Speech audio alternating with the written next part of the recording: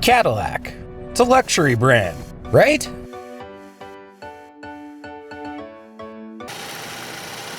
...2022 Cadillac CT5 Sport.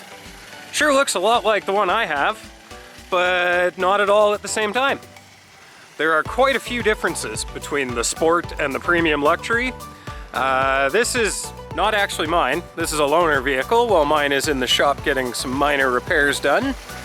And I figured we'd take this opportunity to compare what a supposed upgrade version is in comparison to the one I have. We're gonna start up the front. Some big noticeable differences as far as grille and trim. And then the side skirts, they kind of get lost in the size of the vehicle. But most of the changes are on the inside, apart from these big old brakes. That's about the only thing that I really like about this one compared to mine, is the brakes are much bigger, much better on the front. So let's hop inside and check it out there. Not a big fan of the gauges. It's all digital. It's got a different steering wheel than mine. Has a smaller screen, but it does have carbon fiber.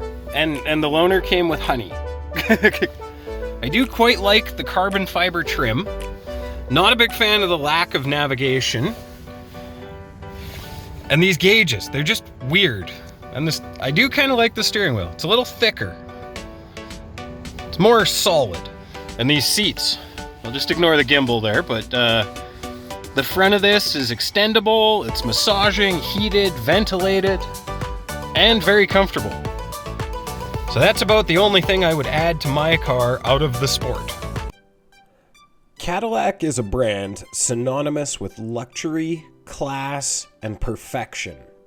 Founded in 1902, the company has great strides to be a technological leader since the very beginning. Now, in recent years, Cadillac has made a shift away from some of their classic vehicles, more of the coach-built, super bespoke, custom luxury, and they've moved more into a sports sedan type of market, going so far as to set a record around the Nürburgring with a production vehicle.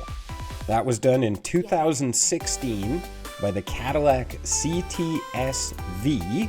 It was done with an automatic version. The manual version was available, but I guess the automatic was slightly faster around a track. The time it managed to do that in was an astonishing 7 minutes 59 seconds, which even by today's standards with some of the supercars going around, they're only just getting around in sub 7 minute track times. Now, I had the opportunity to see the unveiling of the CT6 at the Detroit Auto Show, and I fell in love with the car. It looked amazing. But at the time, I had no idea that one day I would end up behind the wheel of basically that car. The CT4 and the CT5 are the replacements for the Cadillac ATS and the CTS, whereas the CT6 was just the bigger version. Currently, Cadillac produces several different models. The CT4, the CT5, the Cadillac Escalade, the Cadillac Lyric, the XT4, the XT5, and the XT6. Now, most of these are SUVs, with only the two sedans still remaining, being the CT4 and the CT5. The XT4 and the XT5 are basically the SUV versions, although not quite the same.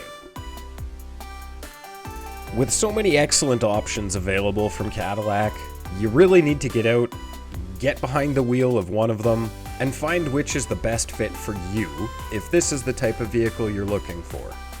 Now, for me, I absolutely love the luxury sedan. Maybe I'd like a little more power, maybe I'd like a little bit more ground clearance, but at the end of the day, I still love my Cadillac, and I have no intentions of getting rid of it anytime soon unless I can find a vehicle that does everything the Cadillac does and more for less money, less maintenance, and less fuel.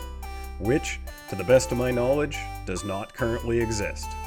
So maybe we'll just start making a few changes to the car I already have.